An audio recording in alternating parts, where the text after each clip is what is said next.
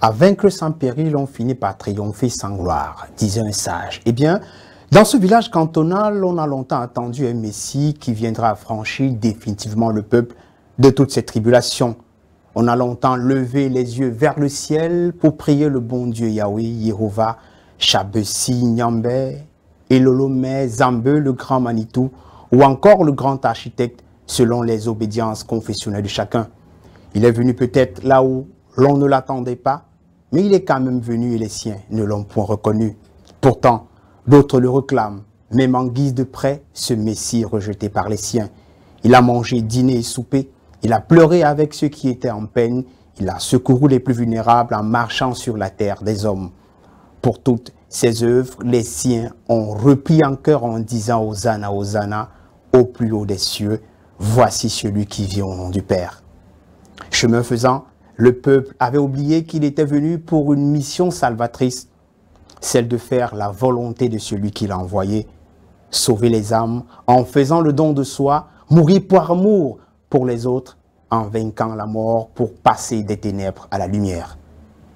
Quelle âme doit-on racheter, de qui parle-t-on au juste? Métaphore euphorique, assurément, car seuls les anciens et les initiés sont privilégiés. Amoureux de son pays, le football, le gamin est allé loin au-dessus des cimes, des baobabs, cueillir la lune, afin d'apporter la lumière pour que les siens aient la vie et la vie en abondance. Il a été le meilleur, un exemple, un modèle, un père, une voie pour ceux qui l'emprunteront. Ainsi, ils ne prendront plus jamais pour vrai ce qui est faux et pour faux ce qui est vrai. Ce fils impétueux a commis un péché. Oui, il a commis un péché, celui de vouloir impulser une nouvelle dynamique en changeant de paradigme pour le bonheur de tous.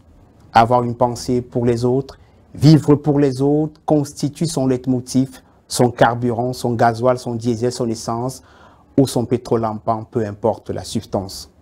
Qu'est-il donc pour vouloir remettre en cause l'ordre préétabli?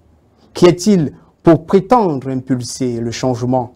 Ce scélérat issu des bidonvilles de notre grand village cantonal. Que sait-il donc du changement? Qu'est-il donc pour nous invectiver de ce qui doit être fait ou pas? Pourtant nos pères l'ont toujours fait ainsi. Ce gars est fuineur. Il dérange à la limite. Il doit partir. Peu importe le coup. He must go. Refrain continuel d'il y a une trentaine d'années qu'écoutait à longueur de journée notre grand-papy.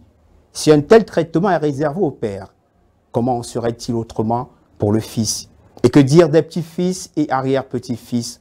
On ferme tout simplement les yeux dans un refus d'imagination de ce qui adviendrait à la descendance. On reste néanmoins stoïque. Le Fils de l'homme est victime de sa propre turpitude, oui, en voulant mener des réformes intelligibles, car tous font semblant de voir, pourtant ils ne pigent que dalle.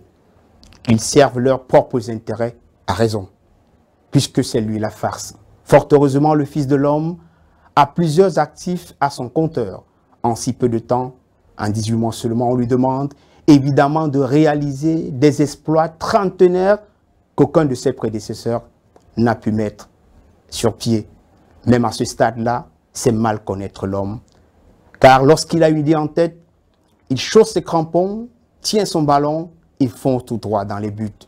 Accordons-lui le bénéfice du doute en lui pardonnant d'avoir remis le football en selle et les acteurs au centre du jeu. Pardonnez-lui d'avoir apporté une certaine stabilité aux primes des joueurs en sélection nationale. Pardonnez-lui aussi d'avoir augmenté maladroitement l'appui au club d'élite d'un montant qui est passé de 11 millions de francs CFA à 48 millions de francs CFA par saison. Pardonnez-lui d'avoir revalorisé les salaires des joueurs en élite à 100, 200, voire 50 000 francs par mois, alors qu'il y a peu, ils étaient tributaires au gré du bonheur du président du club. Pardonnez-lui son arrogance, son zèle couplé à son orgueil de demander le minimum aux gestionnaires de clubs d'élite de s'arrimer aux standards internationaux des instances fêtières de la discipline. Pardonnez-lui de demander au club d'élite de lui produire des justificatifs pour attester de la régularité des salaires de joueurs. Pardonnez-lui. Pardonnez-lui encore sa gestion opaque lorsqu'il présente les états financiers des entrées de l'instance que sa modeste personne gère. Pardonnez-lui son omniprésence, voire son omnipotence, dans la gestion du tout pour lui ou rien. Infini, pardonnez-lui, humblement d'ambitionner de créer des stades de proximité propres à l'association, car la location a un coût énorme. Est-ce être imbu de sa personne que de dire « la récréation est terminée », mettons-nous résolument au travail. N'oublions pas qu'il a des comptes à rendre à son électorat et au peuple passionné du ballon, pour ne pas dire de ces sélections nationales. A fortiori, les scandales à répétition, les démissions à l'appel sont une preuve par 3 ou par 9 que la machine fonctionne, et qu'elle fonctionne d'ailleurs très bien et qu'elle est huilée, diront les avertis. Jamais magistère n'avait fait autant de remous. Curieusement, la hantise et la fatwa sur la toile ne font qu'augmenter sa notoriété. Inconsciemment ou pas, il prend de la graine, car on ne lance de pierre à un arbre sans fruit. Loin de toute flagornerie, l'on ne peut se réduire au silence. Le mystère doit être percé autour de cet être assez énigmatique, mais puissant. Qu'est-ce donc ce petit qui fait rouler la machine en donnant le tournis au cacique 3 pièces, d'autant qu'ils ont perdu le sommeil? Ils veulent sa tête à tout prix et à tous les prix. Son dossier est sur la table du roi Hérode. Pilate, par dépit, doit signer son départ pour le peloton d'exécution. Sauf que le scénario, cette fois-ci, sera différent. Le peuple n'est plus dupe pour accepter une victime expiatoire des velléités des autres. Il a un esprit d'ascèse. Il se refute de l'homme de la caverne, buveur de sang. L'époque est révolue, plus de 2000 ans après, il sait prendre sa décision, le peuple. Cependant, humain il est, donc susceptible de commettre tant d'erreurs. Mortel, il est faillible. Il est aussi vrai qu'il est un cheveu dans ce ragoût destiné aux convives d'une certaine classe dont la réputation est établie depuis, excepté lui, dans cet engrenage où tout semblait être acquis à une caste. Mais peu importe, il est là pour impulser le changement. Acceptons ce changement de ce beau football que nous aimons tant. Acceptons humblement de voir le footballeur vivre de son métier, d'en être fier en y construisant sa vie. Acceptons de voir le footballeur ne plus être, de rêver de partir en Occident, chercher fortune ailleurs. 4 ans, c'est peu certes, mais que ne peut-on pas faire en 4 ans?